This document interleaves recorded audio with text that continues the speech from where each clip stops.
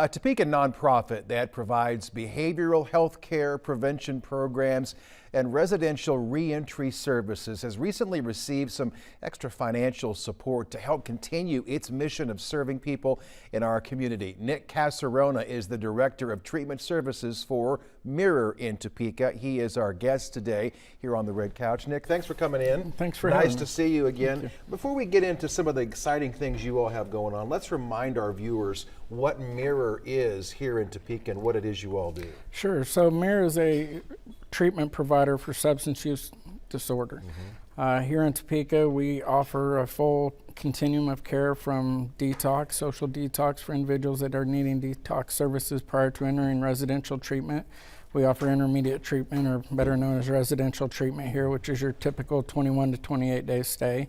And then we offer our intensive outpatient, and relapse prevention services for those in need. We've done quite a bit of reporting here on 13 News about the services you provide and about a lot of the success stories. And let's touch on that real quick too, because you've done some great work and had a lot of people really turn their lives around and make something of their future. Absolutely. You know, one of the things I'm most proud of is we've got an amazing alumni association through Mirror that we started about a year ago, and it's given us the opportunity to have real life examples of that transformation. We have individuals who have completed treatment services there who now dedicate their time and volunteer to come back and give back to the individuals that are in treatment now.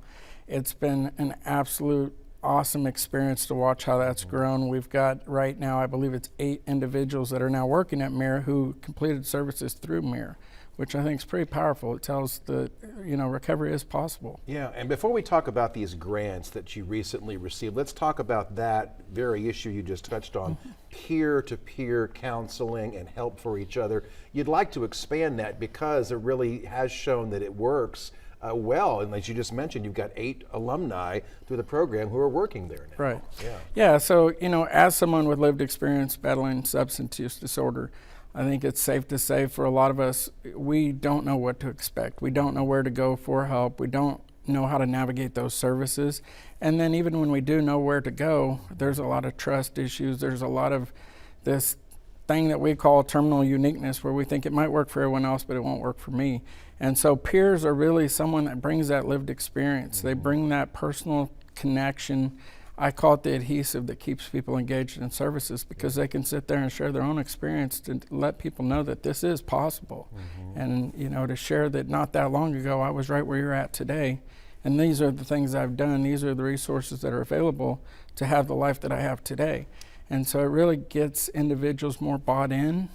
It inspires that hope that a lot of individuals entering into services have given up on years ago, and peers are able to walk through that journey with them. In terms of sharing that message that those resources and services are available, you all recently received 5 Kansas Fights Addiction grants. That's going to help fuel your mission and help fund more services. Tell me about those grants. Absolutely. So we've got 5 different opportunities. One of them is going to be focused in Wichita. It's allowing us the opportunity to expand a much needed expansion for the state of Kansas for adolescent residential treatment, outpatient treatment.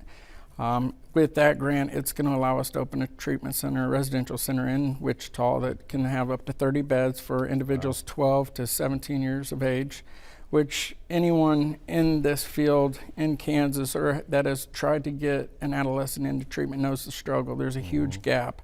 And so that grant is going to allow us to start expanding those services and fill that gap. We also have been granted the ability, it's a housing assistance. A lot of individuals come into treatment unhoused or precariously housed, and so this grant will allow us statewide to be able to help individuals as they're completing treatment and they want to secure housing in, say, Oxford House or another sober living environment. We can help them with those move-in costs and get them in there. The other one is a medication barrier reduction. A lot of individuals come in uninsured, underinsured.